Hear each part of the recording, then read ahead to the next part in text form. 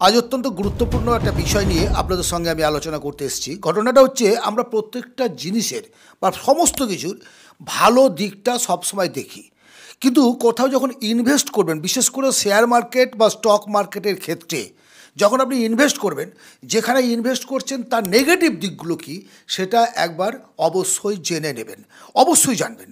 কারণ নেগেটিভ দিকটা যদি আপনার জানা থাকে, পজিটিভ দিক তো সমস্ত জায়গায় আলোচনা করা হয়। যখন আপনি ইনভেস্ট করতে যাবেন, তারা যারা এজেন্ট আছেন বা যেখানে ইনভেস্ট করবেন তারা আপনাকে ভালোভাবে তারা ব্রেন ওয়াশ করে সুন্দরভাবে বুঝিয়ে দেবেন।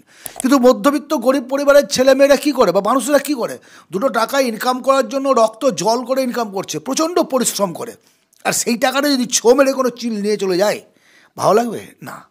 সো আমার উদ্দেশ্য আপনাদেরকে কনসাস করা।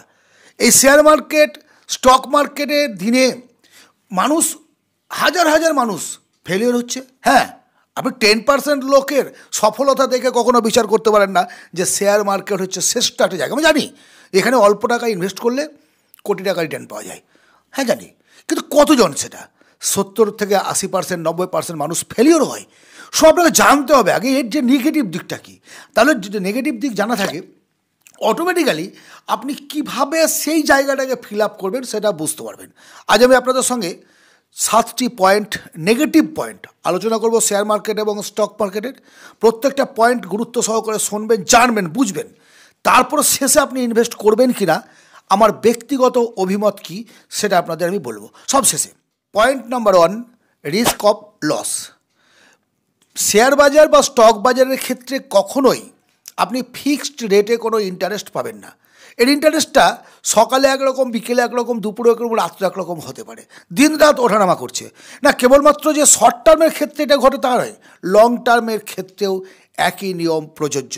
সো আপনার ইনভেস্ট করার আগে ভাবতে হবে যে আমার টাকাটা আমি যখন তুলবো, উইথড্র করবো, বা আমার শেয়ারটা যখন আমি বিক্রি করবো, তখন আমার লস হবে না লাভ হবে। হতেই পারে লস, কারণ আমি প্রথমেই বলেছি যে এখানে লসের সম্ভাবনা আছে এবং সেটা জেনে নিতে হবে যে লস হলে কত টাকা হতে পারে।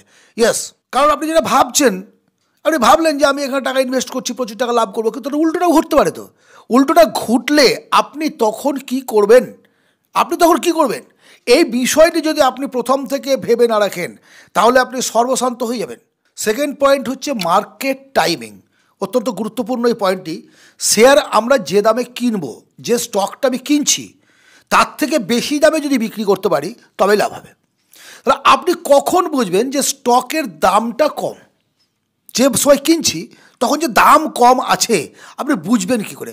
বা কম দামে কোনো একটা স্টক কিনে নিয়ে সেই স্টকটা যখন আমি বিক্রি করছি তখন যে আমার অনেক গুণ লাভ হবে, এটাই বা কী করে বুঝবেন? এটা বোঝার কোনো রাস্তা নেই। সো আবেগে পড়ে কারোর দ্বারা প্ররোচিত হয়ে আমার বন্ধু, দাদা, আত্মীয় ইত্যাদিরা কিনছে, অ্যাট দ্যাট টাইম আমিও ইনভেস্ট করলাম, আমিও কয়েকটা স্টক কিনে নিলাম, কিন্তু যখন বিক্রি করতে যাচ্ছি তখন আমার লস হয়ে যাচ্ছে। So timing is a main factor. আপনাকে টাইমিংটাকে বুঝতে হবে যে কখন শেয়ার কিনবো আর কখন বিক্রি করব। আর এর জন্য যেটা প্রয়োজন সেটা হচ্ছে অভিজ্ঞতা সঞ্চয় করা। ইয়েস, যারা খুব ভালো খেলোয়াড়, যারা স্টক মার্কেট সম্পর্কে খুব ডিটেলসে জানে, তারা কিন্তু জানে যে কখন স্টকটা কিনতে হবে আর কখন আপনাকে বিক্রি করতে হবে। ওই যে 10% লোক লাভ করে না, তারা ঘুষ দিয়ে লাভ করে না, তারা কিন্তু জেনে বুঝে, ভালোভাবে জেনে তারপরে ইনভেস্ট করে, তারপর তারা লাভ করতে পারে। আবেগ নয়, এখানে আপনাকে টাইমিংটাকে বুঝতে হবে, জানতে হবে, তবে আপনি প্রফিট করতে পারবেন। Next, need for knowledge and research. প্রথমেই এই টপিক্সটাকে নিয়ে আলোচনা করা উচিত ছিল, কারণ এতটাই গুরুত্বপূর্ণ এই টপিক্স। যাক, সেটা যখন হয়নি, আমি 3য় নম্বরে এসে এটার বিষয়ে আপনার সঙ্গে একটু ডিসকাস করছি। শেয়ার মার্কেট যে ইনভেস্টমেন্ট, সেটা কিন্তু আপনার ওপরে নির্ভরশীল নয়। আপনি স্টক কিনতে পারেন আর বিক্রি করতে পারেন, এর যে দাম কতটা বাড়বে, কত টাকা আপনি লাভ করবেন, সমস্তটা নির্ভর করছে শেয়ার মার্কেট, যেখানে আপনি যার থেকে মার্কেটে কিনছেন, যার শেয়ার কিনছেন তার ওপরে। সো আপনাকে যখন আপনি কোনো কোম্পানির শেয়ার কিনবেন তখন সেই কোম্পানির সম্পর্কে ডিটেলস ধারণা রাখতে হবে।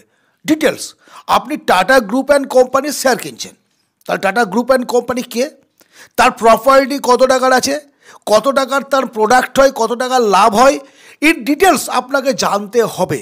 কোম্পানিটা কি নতুন নাকি পুরনো, এর প্রোগ্রেস হওয়ার সম্ভাবনা কতজন মানুষ এই মার্কেটে এদের শেয়ার কিনে লাভবান হয়েছে, কতজন লস করেছে, বছরে কত ইনক্রিমেন্ট হয়, কত টাকা এদের ইন্টারেস্ট বাড়তে থাকে, ডিটেলস আপনাকে জানতে হবে। ডিটেলস কোম্পানির শেয়ার সম্পর্কে, কোম্পানির সম্পর্কে, এবং শুধু তাই নয়, পদ্ধতি। কারো সিস্টেম আছে যে আপনি 5 বছরের জন্য আপনি শেয়ার কিনলেন, বাট আপনি 5 বছর, 10 বছর বা 2 বছর, 1 বছর একটা সিস্টেম থাকে, এর আগে শেয়ারটা বিক্রি করতে পারবেন না, লাভ হোক আর লস হোক।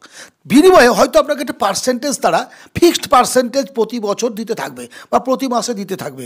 এক একজনের সিস্টেম এক এক রকম, আপনাকে ডিটেলস জানতে হবে। আর জানবেনটা কী করে এর জন্যই দরকার লার্নিং।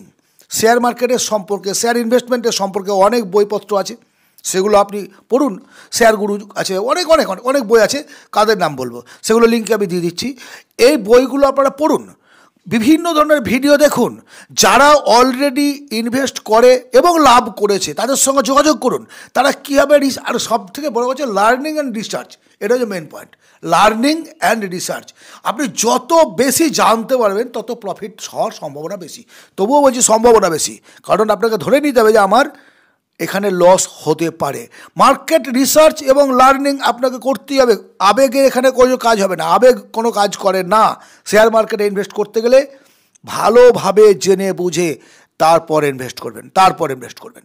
নেক্সট হচ্ছে ইমোশনাল ইম্প্যাক্ট। একটা পার্সোনালিটি ডেভেলপমেন্টের ক্ষেত্রে বা ব্যক্তিত্ব বিকাশের ক্ষেত্রে এটা অত্যন্ত একটা গুরুত্বপূর্ণ বিষয়। কারণ টাকা ইনভেস্ট করেছি আমি, শেয়ার কিনেছি আমি, আবার আমি যদি ডিপ্রেশনে চলে যাই, আমি যদি টেনশনের মধ্যে চলে, ইনভেস্ট করে যদি আমি দুশ্চিন্তাগ্রস্ত হই, তাহলে এর থেকে বড় কিছু আর নাই। সেটা একমাত্র রাস্তা, সেটা একমাত্র এই শেয়ার মার্কেট বা শেয়ার বাজারে ইনভেস্টমেন্টের ক্ষেত্রেই হয়।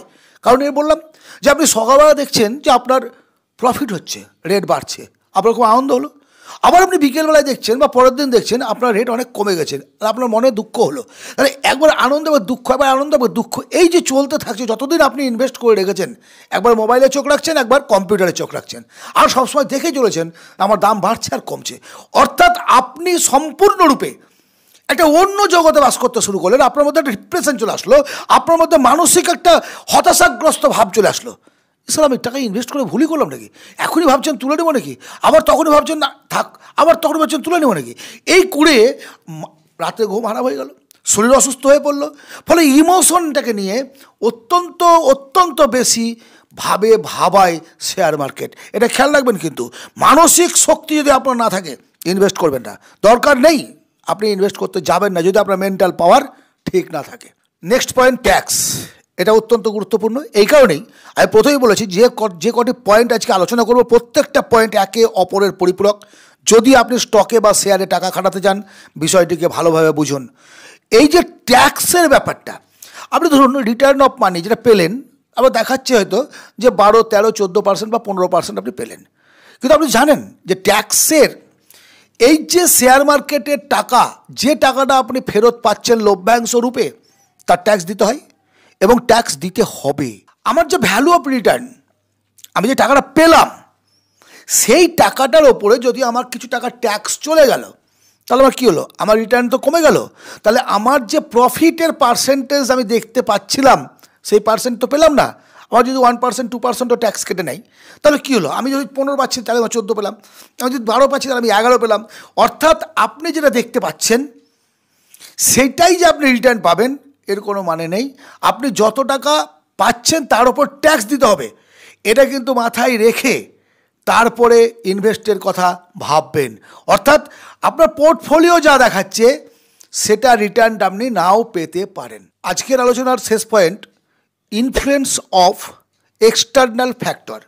এই যে শেয়ারের দাম ওঠানামা করে এতটা, কেন করে, এটার কারণটা কি?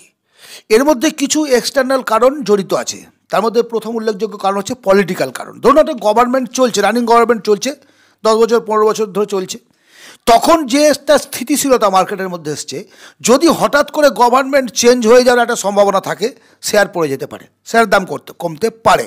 সব পলিটিক্যাল ফ্যাক্টর একটা আছে, মহামারী, উল্লেখযোগ্য কারণ হচ্ছে একটা মহামারী বা যুদ্ধ, বিভিন্ন দেশের মধ্যে যুদ্ধ হচ্ছে, সেই ক্ষেত্রে সেই দেশে অবস্থিত কোনো কোম্পানির আপনি যদি শেয়ার কিনে থাকেন, আপনার একটা মারাত্মকভাবে ঘটবে। মহামারীর ক্ষেত্রে দেখেছেন কোভিড-19 সময় অনেকটাই শেয়ার কমে গেছিলো। আর একটা হচ্ছে গ্লোবাল ইকোনমিক্যাল ফ্যাক্টর। সারা পৃথিবী যখন অর্থনৈতিক দিক থেকে ঢুকছে, তখন আপনি যে স্টকটা কিনেছেন, শেয়ারটা কিনেছেন, সেটার দাম বাড়বে এটা আশা করছেন কেন? কারণ পৃথিবী যখন ঢুকছে, সেটার উপরেও কিন্তু আপনার নির্ভর করছে। এই যে এতগুলো নেগেটিভ দিক নিয়ে আমি আপনাদের সঙ্গে আলোচনা করলাম, এখন আপনার মধ্যে একটা প্রশ্ন আসছে, দাদা আপনার এই কথাগুলো তো আমি বুঝলাম, তাহলে এত এত অ্যাড, এত এত লোক বড়লোক হচ্ছে, কোটি কোটি টাকার মালিক হচ্ছে, আমার কি ইচ্ছে নাই যে আমি টাকা ইনভেস্ট করব না? অবশ্যই ইনভেস্ট করবেন, কিন্তু তার আগে আপনি আপনার জীবনের একটা ফাইন্যান্সিয়াল সিকিউরিটি তৈরি করুন। কারণ আমি বলেছি আমার প্রত্যেকটা ভিডিও মধ্যবিত্ত এবং দরিদ্র পরিবারের জন্য। ধনী পরিবারের জন্য অ্যাডভাইসার পয়সা দিয়ে তারা রাখে, তাদের সঙ্গে যোগাযোগ করার কোনো প্রয়োজন নেই। আমার বক্তব্য হচ্ছে, আমাদের মতো পরিবারের ছেলেমেয়েরা বা পরিবার যে টাকাটা ইনকাম করছে সেটা যদি ইনভেস্ট করে রিটার্ন না পায়, তার থেকে লস হয়ে যায়, এর থেকে যন্ত্রণাদায়ক আর কিছু হতে পারে না। সো যখন আপনি রিস্ক নেবেন, এটা ঠিক, no risk no gain, risk নিতে হবে। যত বড় রিস্ক নিতে পারবেন তত দ্রুত ধনী হতে পারবেন। কিন্তু তার আগে একটা অর্থনৈতিকভাবে নিজের পরিবারটাকে শক্তিশালী করুন, একটা সিকিওর জায়গা তৈরি করুন যে না, আমার পরিবারকে 1 বছর চালানোর মতো আমার কাছে সঞ্চিত টাকা আছে। আমার ছেলের বিয়ে, মেয়ের বিয়ে, এডুকেশন, সমস্ত কিছুর জন্য যেটুকু প্রয়োজন আমার আছে, উদ্বৃত্ত যে টাকাটা, তার কিছু পার্সেন্ট, সবটা না, কিছু পার্সেন্ট আপনি শেয়ারে বা স্টকে ইনভেস্ট করুন। অবশ্যই তাতে যদি কোনো লস হয়, আপনার ক্ষতিগ্রস্ত হওয়ার সম্ভাবনা কম, আপনি সেই ঝুঁকিটা সামলে নিতে পারবেন। কিন্তু দেখা দেখি আপনার কিছুই নেই, লোন করে শেয়ারে টাকা খাচ্ছে, আমি জানি এরকম অনেক আছে, লোন নিয়ে শেয়ারে টাকা ইনভেস্ট করছে। দয়া করে এমন ভুল করবেন না। এই ধরনের ভুল করতে গেলে জীবনটা শেষ হয়ে যাবে, একেবারে শেষ হয়ে যাবে। আমি চাই না যে আপনাদের জীবনে যন্ত্রণা নেমে আসুক, কারণ আপনারা আমার একটা পরিবারের সদস্য হয়েছেন। সবার দায়িত্ব যে আপনাদের সাবধান করে দেওয়া। এই চ্যানেলের প্রত্যেকটা ভিডিও মানি ম্যানেজমেন্ট, বিজনেস এবং লাইফস্টাইল নিয়ে যেগুলো আছে, যদি সময় পান একবার করে অন্তত দেখবেন, কারণ জীবন সম্পর্কে অনেক অজানা কিছু জানতে পারবেন এই ভিডিওগুলোর মধ্যে। প্রত্যেকটা ভিডিওর মধ্যে কিছু না কিছু তত্ত্ব এবং তথ্য অবশ্যই আপনারা পাবেন। আজকের এই আলোচনা কেমন লাগলো?